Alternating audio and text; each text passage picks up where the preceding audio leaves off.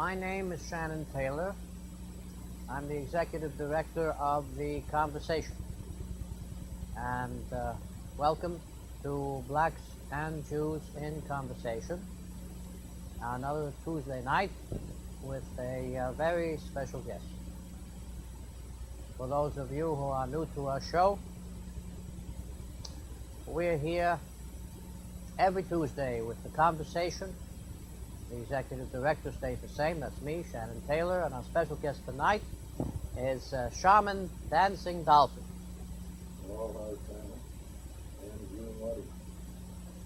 And I'll give you a very brief bio. The Dancing Dolphin Institute for Sexual and Planetary Healing, and we could all use plenty of that. Daniel Mark Hittner, Medicine Man, Dancing Dolphin Entertainer Shaman. David Ben Moshe Ben Shimshon Ben David Tzaddik. Healing, social activism, counseling, lifestyle enhancement, conflict resolution, and ceremonies. It sounds like our organization all rolled into this one organization, and I think they borrowed it all from us. They looked at our website, and it came in the form of, well, what do you think about that? I saw everything from Shaman Taylor, all the good that is flowing through me to you, is because of what we're doing. And the influence of this beautiful organization. Now, we have friends in common, and the friends in common... Excuse me, Shaman. Can we start with a song? We can always start with something. I don't sing, that's why I never start with a song. But since you can, you break into the song. By all means, my audience would love it. Go ahead. This is a song that I like, and I think it's a nice song for this occasion, especially. Rename my soul, rename my soul, rename my soul. Rename my soul, my mind. Never got rename my soul, my mind. Never got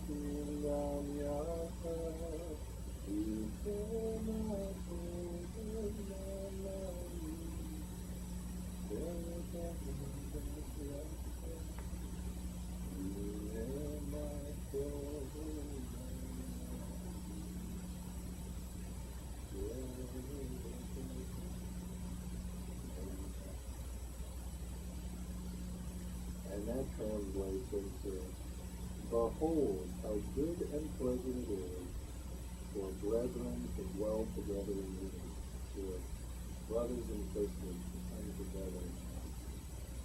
And by the way, gentlemen, I didn't learn this from a fellow Jew, although it's in the Hebrew, from the Psalm number 132. I learned this from Harry Belafonte. Harry Belafonte, a very famous concert in 1964 on the Hebrew. And two of the songs he sang were Havana Diva and Renema Soul. That's what it is. And both songs are by a man named Maurice Golden. And so that's how I learned the song. Harry Belafonte, the great Caribbean-born singer and social activist, and definitely a role model. Well, you got very good taste, because I happen to have loved that music for all my life, and my parents, of course, introduced me to him as they did to the Weavers, and a good friend of this show who's been on here, and his father, Joseph and George Davidson of the Davidson Group, actually engaged Mr. Belafonte at Mar-a-Lago down in Florida, that lovely state, and I went down there for a wonderful, wonderful sojourn. And I had recommended Harry Belafonte because he's a consummate musician, and you obviously have a beautiful voice, so you could appreciate wonderful music. He studied the origins of Cuban music, emerging with African music. He did a whole study for PBS, and at one time he was a worthy admirer of Israel, and he break music, and he then went on to other things. But I will listen to him anytime. He is a master musicologist, one of the very rare, and not to mention a wonderful actor, a fine comedian, a terrific director, many talents all rolled into one. When you put him together with Bill Cosby, and those movies. I mean, you got a winning combination. And perhaps you have another song. Well, I don't have another song right now, but I do have a special gift for these days.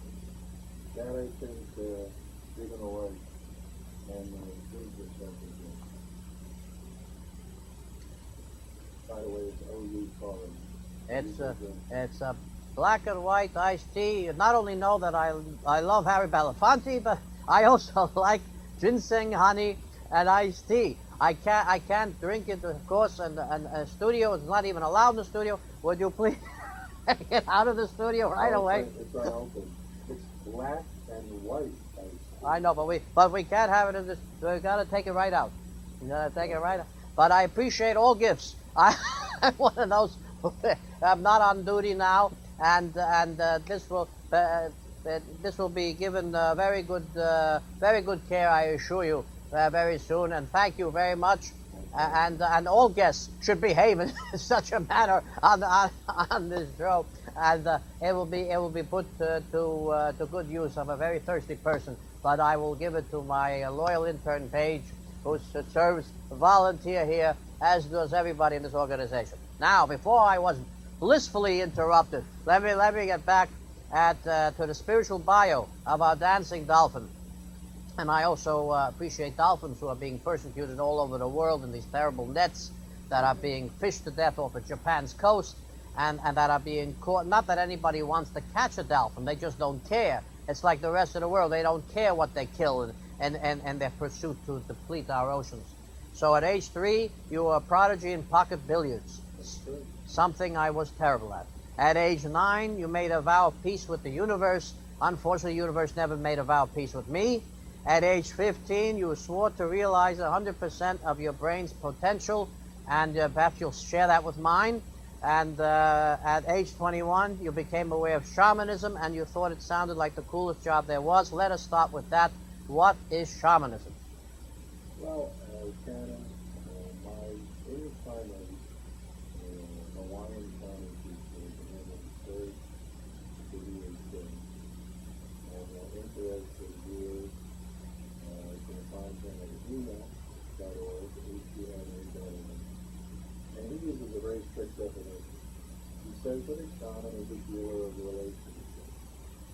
Relationships within a person, between individuals, between humans and the environment, between cultures, between matter and spirit.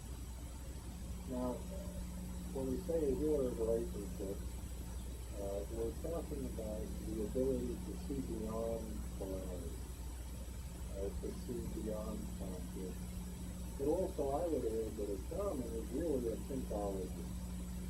A shaman is someone who is investigating, researching what is the realm of thought, how do thoughts impact on our life, how do thoughts and emotions impact on our life, and how do we relate to the inner realm, the subconscious mind, the superconscious mind, and the whole of the spiritual realm, which are really quite mysterious to most people. This is the balance of this mind. And basically it's the shaman's job to make it practical and useful and to help the people in the community live a good life. Everyone should be healthy, everyone should be getting along and prospering. That's the job of the At the age of 23, you graduated Swarthmore College with a degree in chemistry. And we have been to Swarthmore College with our judges' troops and dialogue. It is one of those very conservative places, isn't it? There, it's known for its Republican conservative. They almost ran us out of town when we came there. Really? A Swarthmore College? No, it's very, very liberal. It's extremely liberal. I think if they could, they would secede from the Union and form their own bastion. Well, how did you find it there? You know, for me, college was really a time of being away from home. It was a time of hanging out, learning how to play pinball, learning to use my school skills.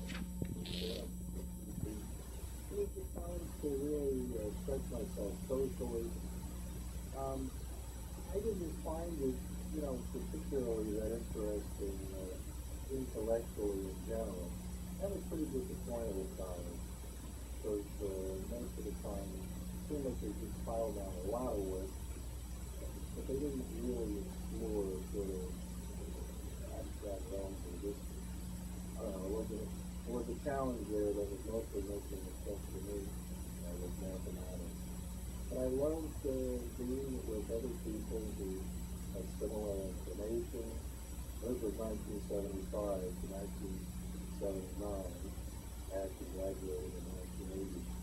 So we liked Saturday Night Live, and we smoked pot, and we listened to rock and roll music. And we enjoyed the college campus. What a wonderful campus. It was very green. And, so when I wasn't, and I did get something out of my classes too. I enjoyed some of my classes.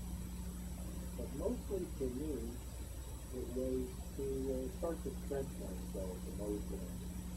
And to start meeting people from all over the planet. Which was a very cool experience. And, I've grown up in a suburban town in New Jersey, and so I had a relatively limited exposure. It's Boston, with people from all over the world. So that was wonderful. I really enjoyed it. Likewise, at the Tufts where I went, there were people from all over the world. We played ping pong from all over the world. We were in a band with people from all over the world, and we had classes with people from all over the world. And I had arguments with people from all over the world. And I loved college, and I loved Boston because Boston was still a complex that's representative of a revolutionary spirit from all over and a social spirit. But I certainly did not smoke pot. And I certainly I don't think I relaxed too much either. Now, you say that you pursued a dual path of investigating human potential and scientific and intuitive spiritual holistic channels. And among the alternative areas of investigation was meditation, Zen Buddhism, Tibetan Buddhism, Jainism, Taoism, Reiki, traditional Oriental medicine, and others that we'll get into in the future. Among these alternative areas, would you say that traditional education ignores them and that you really have to pursue them on your own even today? Or would you say that there is a growing awareness in the basic education system of the Eastern and Oriental types of thought processes that we no longer have to pursue on our own? That's a very interesting question. Generally speaking, I think that unless a person is exposed to Asian studies, in the college or perhaps in the high school, they're not going to be exposed too much to these ideas, maybe in a survey course of world religion. But you see, the real thing is that for the shaman, although we do need to grasp the intellectual principles and philosophical ideas that are attendant to these various cultural expressions of the search for truth and unity in the universe, the real thing is the inner spirit. And this is something that's missing from public school, this is something that's missing from college. There are no places that I know of, within the realm of mainstream education, that you can get these kind of experiences. You really would have to go to some sort of real unusual alternative graduate school, let's say, if you start to go to Oriental Medical School, and you'll learn about Taoist theory, and you'll practice Tai Chi and stuff. But to get a really broad background, it doesn't exist. And that's one of the things that I'm very interested in, is founding a community where these kinds of various disciplines, of all different cultures, are being taught and being kind of experiential, however, where it becomes a practical, useful tool to help us things better, to help us be healthy, and stuff like that. Now, when's the name Dancing Dolphin? How does that relate to these pursuits? And is it recent or is it from the origin? It's the thing that it came to me from my intuition within the shamanic concept. Another description of intuition would be my spirit guide. And now I'm an entertainer shaman, which means that my primary practice isn't being office, isn't being constant. It's what I do rotation. As an entertainer shaman, I'm attempting to share a we are one consciousness. I'm attempting to share the shamanic experience via songs and fun stories, doing interviews like this, singing songs, doing, the whole sort of the Will Rogers experience, Gary Belafonte experience, the Pete Seeger experience, the Shlomo Salbach experience. And so I pulled as being an entertainment plan. And dancing dolphin, dancing is to dance and sing. And the first two letters are from my English name, Dan. And then dolphins are very, very unusual in this time because, we get our special powers of imagination from the first. And the only animal that has the highest cortex to brain ratio in the human being is the dolphin. And in fact, wherever dolphins are found, humans tend to be calmer, happier, and scientific. Now, what do you think of the use of the dolphin in the sideshow, in the SeaWorld, in the Planet Ocean, in programs that are meant to ingratiate the dolphin, to make people love the animal, and SeaWorld, they're not meant to abuse the animal, but they're training the animal out of its natural environment. At the same time that they're making people educated from a young age and liking a flipper, all that sort of thing in the movies, it's, however, not using the animal in the sense that it's meant to be used. How do you develop that kind of idea? Well, very, very interesting question. There are several things going on here. The dolphins that are in captivity are, in essence, making a certain kind of a sacrifice. But again, the dolphins are very sentient beings. From the shamanic point of view, they know that when they're in captivity, that they're acting as ambassadors to the dolphin world, to dolphin consciousness, to the broader sensation world of whales. And also, we don't just have these strictly entertainment things. You have those places where you can bring someone who, let's say, is autistic, people who are suffering with multiple sclerosis, lupus, and other illnesses, people with disabilities, and come and swim with the dolphins. And it's an incredibly healing experience for the person who has the opportunity to interface with the dolphin model. So I understand what you're saying, this whole captivity thing. On the other hand, is the consciousness, dolphin awareness, and then there's the whole thing of swimming with the dolphin. That is a terrific experience. I'm looking forward to having it someday. I would love to have an opportunity. We have only 2 minutes or so left. Do you think that we're running out of sea life and we're running out of dolphins and they're almost endangered, and that within a few years we have a very, very big problem in coping with animal life on this planet, or are we going to come out of this mess? And I want to thank you again for coming on. Well, thank you. I really love coming on. The thing is this, that from the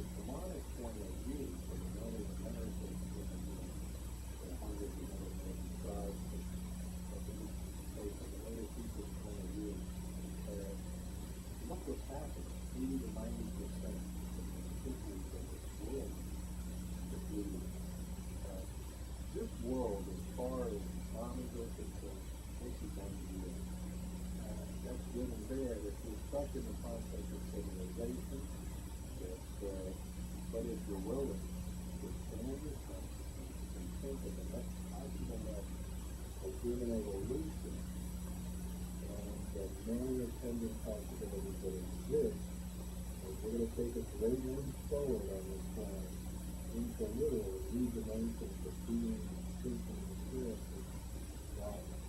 It's going to be a intense ride, and it's going to be very important. So, yes, in a certain sense, life as we know it from the Shamanic point of view, basically it's over. But there'll be wonderful, absolutely fascinating experiences that are awaiting us as we make the transition to the next level.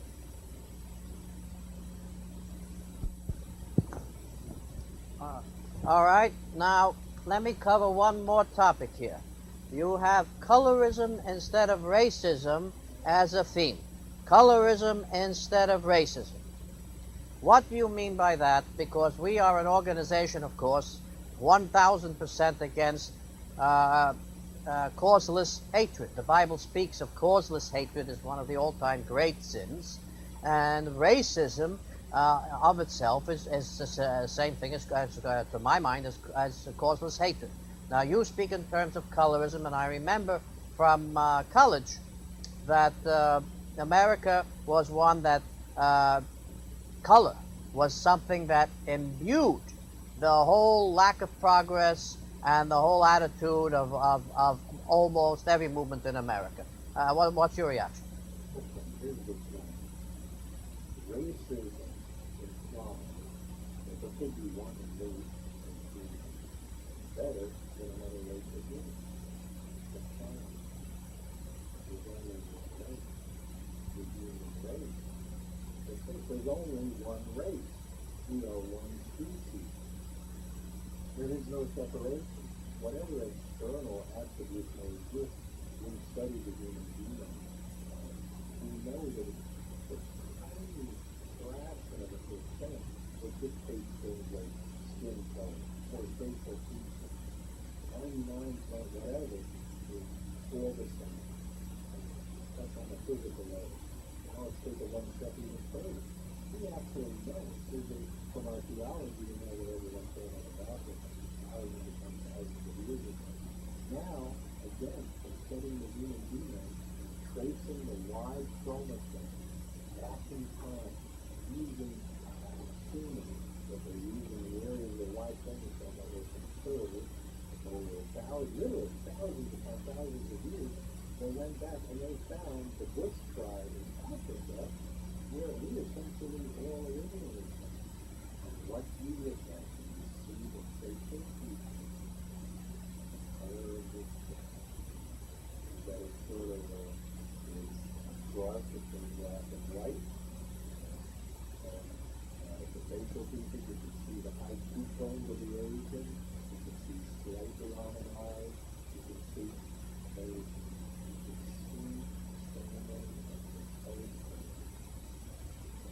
Different people live in the planet. In these was beautiful. It's beautiful. And again, to go a step further, this is fire, I don't think critical thing. I don't judge a man by the color of his skin. I judge him by the size of his nostrils. I mean, let's face it. When you're really sick, really close to death for the day of death, it's not good.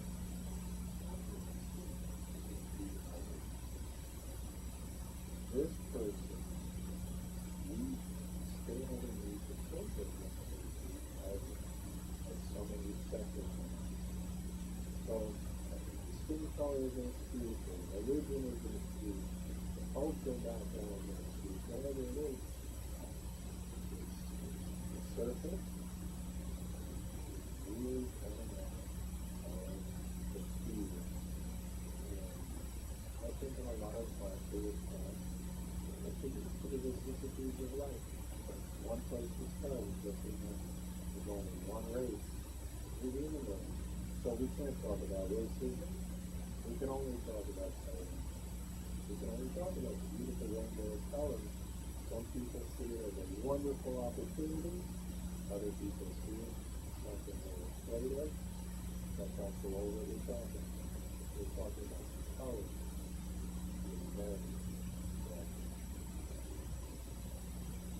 And there you have another expression. Instead of heaven on earth, we should say earth as heaven. And you got to do a lot of convincing to tell me that I know the wonders and the beauties of this planet. Although as a geologist, I know all over how the minerals alone make me ecstatic, and the caves and the wonders of the earth. But there's no end to them. However, we don't get a chance to really experience that unless you get a grant, and that's your life's work, and you're built like Tarzan. So, what do you mean, Earth is heaven?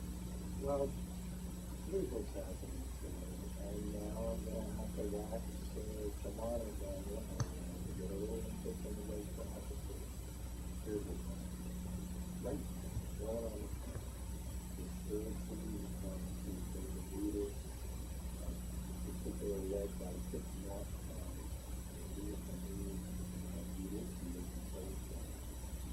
Spirituality of the distance practice is no longer found in the sky. It's no longer about ascending and escaping and spirituality dominating all of this philosophy is for one reason: to escape from the inner reality, that inner sense of peace, and we are one consciousness, bringing it back to earth in practical ways to make heaven on earth. Within the context of our civilized world, with all of its attendant difficulties, to move beyond the surface level, one more thing, if you have issues, then you can create peace on the world within the context of civilization. Now that's a wonderful thing that's been happening. It's continuing to happen. However, then we take a trip to the wild side planet, and that is from the Mayan, from native prophecy, from the Kali Yuga cycle of the Yoga people, from Notre Dame, all the Bible, all the conversion, all saints, each one is coming to come. I don't like to think of it in the point of the end of the world. I like to think of it as a transition to a new level of being. And included in that new level of being within the context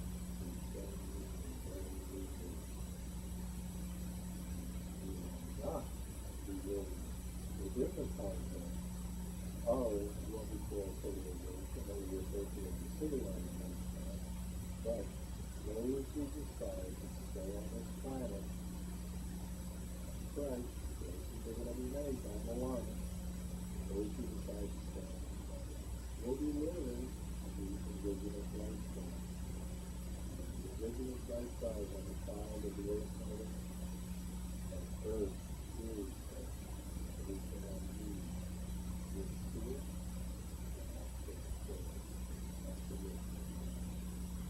Thank you, Shaman. I notice we both have the same mellifluous, quiet, easy way of talking, and we both have the same wonderful sounding voices, and I'm welcoming yours back at any time, and I look forward to the future.